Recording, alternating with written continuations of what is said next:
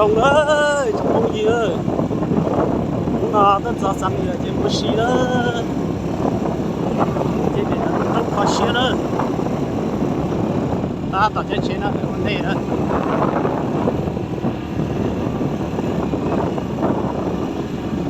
giờ xây nó cũng chạm đến thành rồi đi xây nữa ôi vô giờ cái mà cô đi cô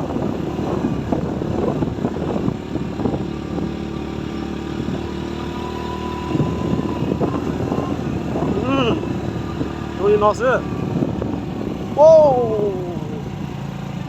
phải cái còn lại ra ui chả để chế hả chặt tầng kia chứ nó tầng biển đó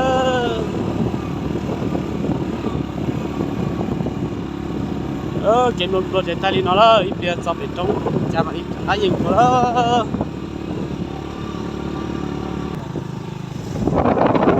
đồ tiền tiền bỏ hoa đi nó đó chẳng không nhiều đi sai không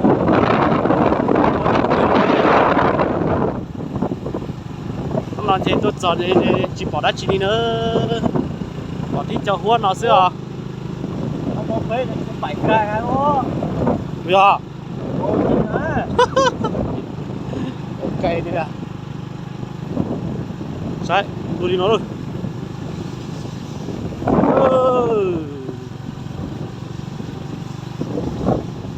chạy không mỏi không đánh lên trên sát sức ra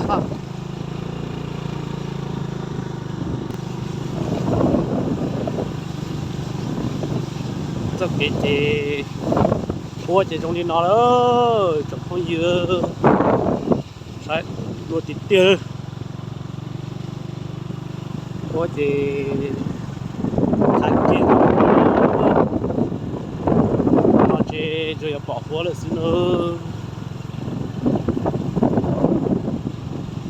ô ngay chưa để cho thôi ra ôi yo tí tụi cho ơi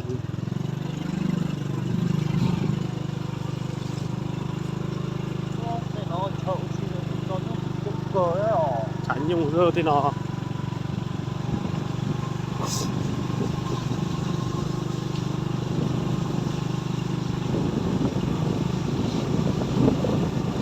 trong nó chỉ là cho ô chắc kiến là tôi lại tôi xí nữa trong mà xí thì tiền nữa ôi yo ôi yo nó bên trong thì tiền đó ô để cho xí thế nào thôi là ô tiền ơi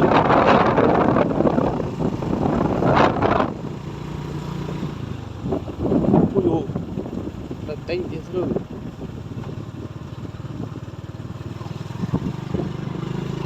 ô là nó xóa nó cũng đây rồi đó hả đó giống nhau rồi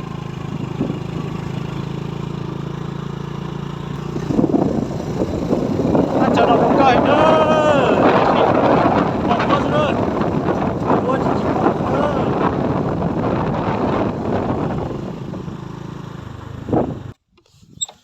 tôi chờ kìa ơi xin lỗi cờ nè khó cháu xin tới nó đó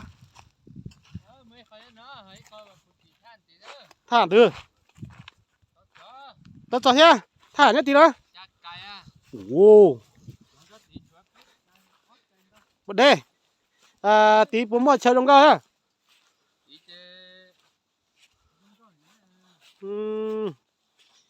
đúng đó chọc phôi dừa tôi cho săn nửa tí tia đi nữa bỏ hôn nia chứ chè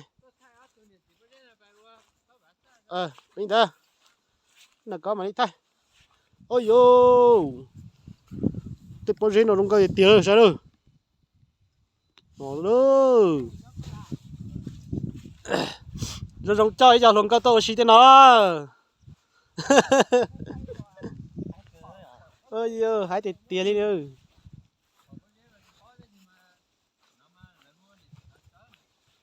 thì chỉ cắt tao nó đó ô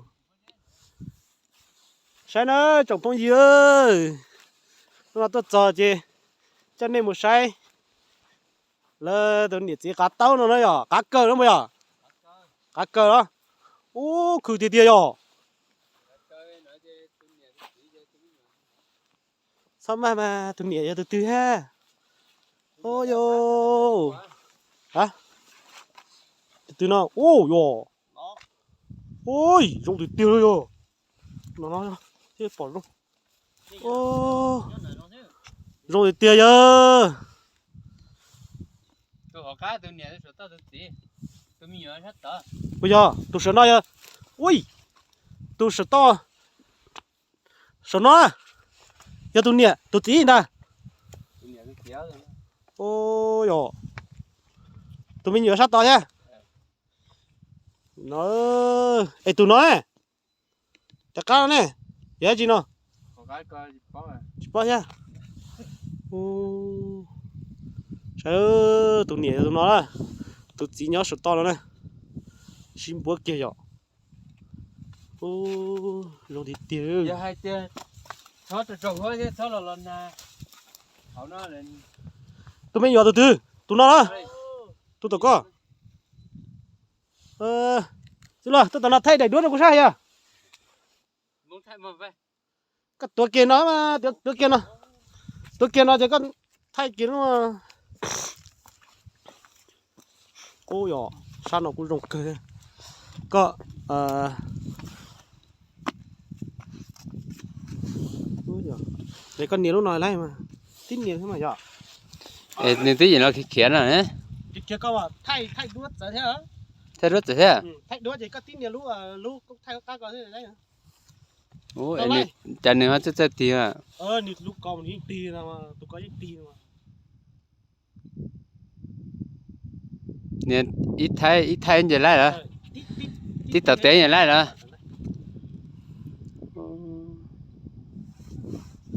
đây đấy sao tao nói nó mà thế lúc có những chim chính ô tuần đã ôi du tôi thay rồi tôi bảo ôi nó chỉ thay bút bỏ sao nói à nó nè nó mà tí tôi bảo bỏ sát đi bỏ ra nè bỏ cái ít tuổi ít tuổi à ít tuổi ô tuổi bé gì tôi cái gì đây nó tụi mình nhớ à nó lúc chấp bứ à thế bữa sau thì mình nhớ ra tôi tỏ đúng cơ nó có thấy để chỗ nào không hiểu nữa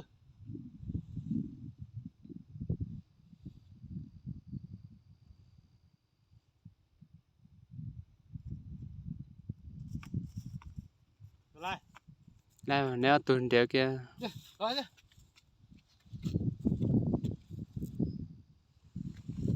thay của luôn nha sao tao nó sẽ thay rồi ít bèo mình thay hết tỏ vâng tôi tôi nói thế cái chuyện tôi tỏ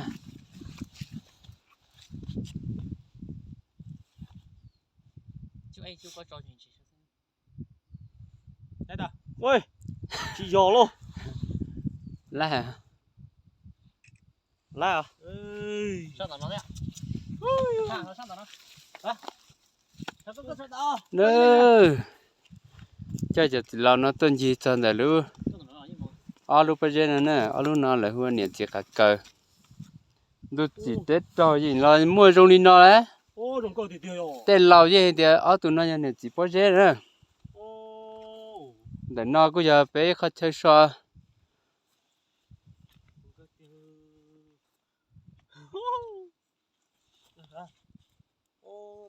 nó gì lo nè cho nó nhớ là tết rồi bây giờ về tổ chức à nó một phút chơi sao nó về lại mà lại hả ừ. ôi dồi chơi sao tụi mình nhỏ tụi nó nè tụi mình nhỏ tụi trên chết kia nó nè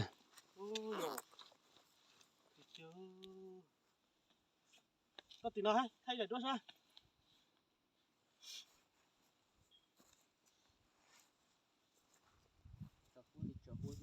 chỉ bỏ chi đi nữa trồng tuần tí số có trồng tài số tí nhỉ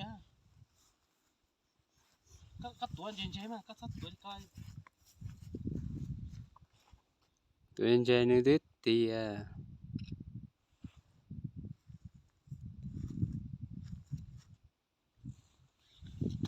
ok à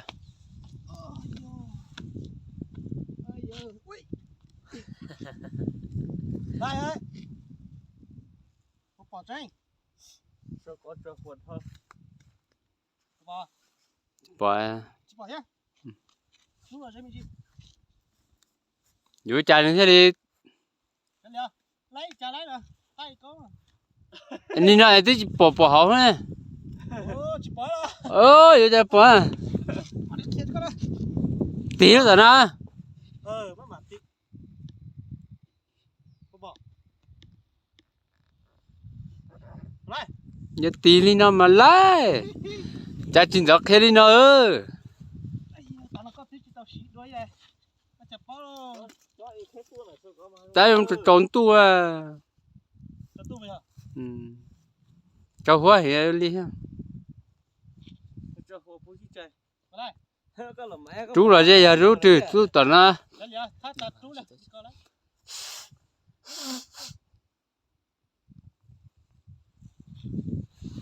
đây là ui dồi ôi dồi xì đúng cơ tiêu rồi tôi đã nói à thế tôi không Thay đua đấy. Bác úi thay đấy. tại đùa đấy nị Tôi bên lính thải ấy. giờ này chỉ tại đùa đấy bự Bác thay. chú thay tâm à chị thay là video à I O P rồi thay sao Thay chưa?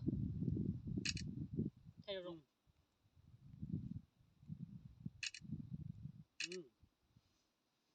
lại Này. thay PP lên nữa rồi có một cho sân nữa đấy rồi giờ chú chỉ chán tu thế mà chứ chỉ dùng câu chân nữa rồi đây chơi ta kim trên thế lại mình chỉ trên thế nó chỉ sân nữa ít khí thôi nhưng đâu sân nữa ít kia đâu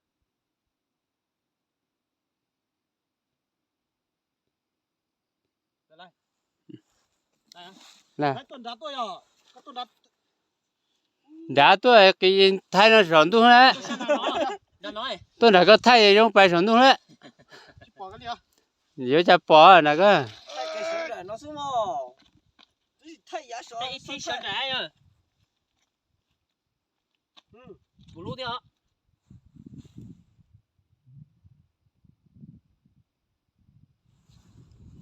bỏ á bỏ Chị chơi bây giờ. dùng có xía nhỉ có lúa ấy thì sợ cái gì Áo tụi bao tụi chua. bao tụi gì chưa lao tụi chưa ở tụi chưa Bao tụi. tao bỏ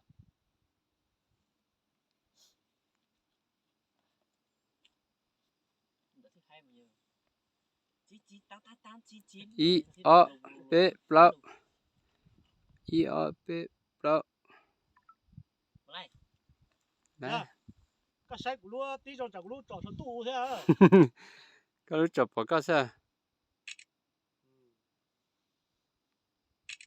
này Lại rồi. Đi có sao? một cưới tao lấy tiền thì chỉ cá cơ nó còn thiếu chỉ làm đuôi rồi liền lúc bây giờ à Xỉ à.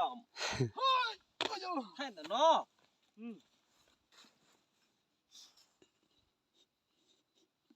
tiêu đi ít bao nữa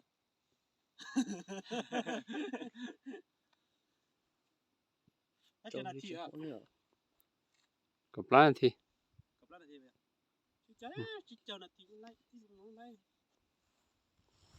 tía đó chả thì gì sao mà tao bỏ kia đấy. Để bao tí con là chỉ trồng hết rồi. Đây. Tao à? Đây à? Ủa sao? Có thì chỉ chắc thay đấy cậu lúc công gì sự vậy? Tay. Yo chờ, tôi chỉ bỏ rau đi nè. Muốn đàn nó, xuống đàn nó dư. Đã có chỉ muốn chơi rau mua á? Sai bao giờ? Cái tài nó mua phải chơi một tí thế không? Mà sai bao giờ mà? Nó đi mua rong thế nào? Đã có hại á? Bây giờ hại gì đó?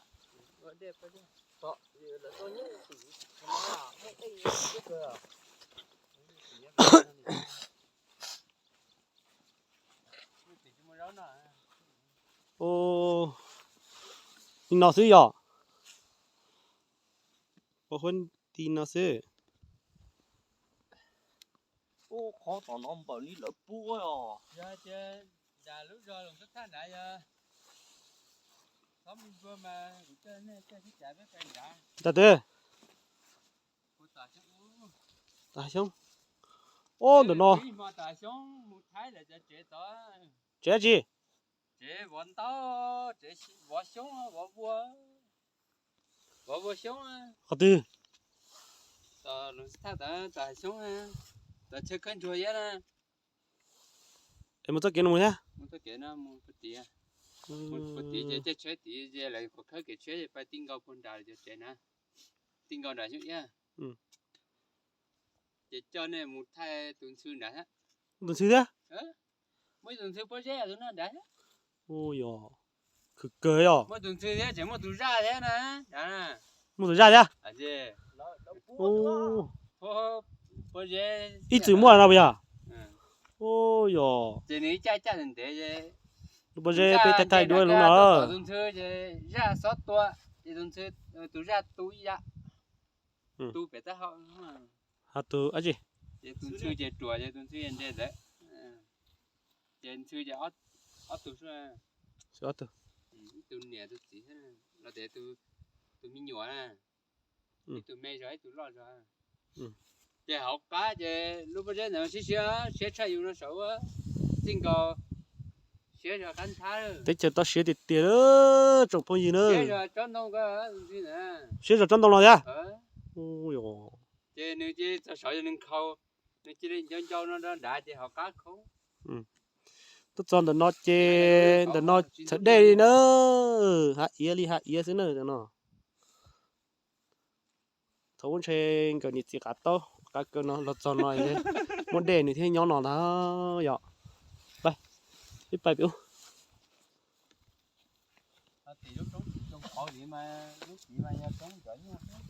Lúc từ nó. Trống rồi nhau xí, để phụ ma ăn chi rong thế à? Chỉ mua.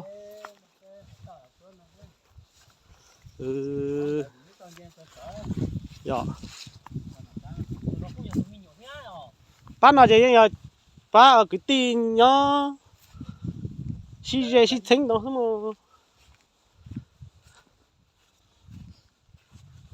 Ô. Thế cho nó mà bỏ hối thì tiền nữa. Nó tiền do hỏa khăn nó chỉ hỏa khăn cầu đi nó nữa. Chỉ thì chỉ bỏ nữa. Lúc nào bỏ hối là lì lúc xong của tôi cho mà đi đặt thay. Cho nên sai đó.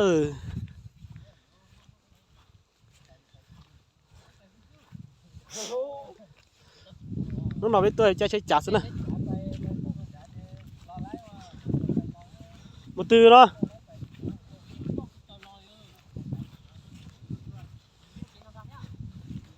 Cái chả mà lý dũa ít lính thản cho.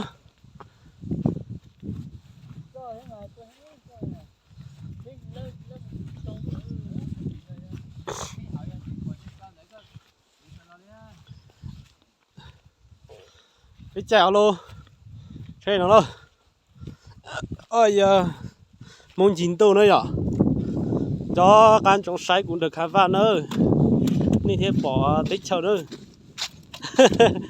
chơi trong cơ nữa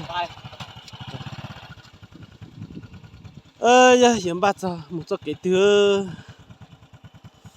ba một cho tao nó đó muốn nhớ thì thản nữa đây leo lên tê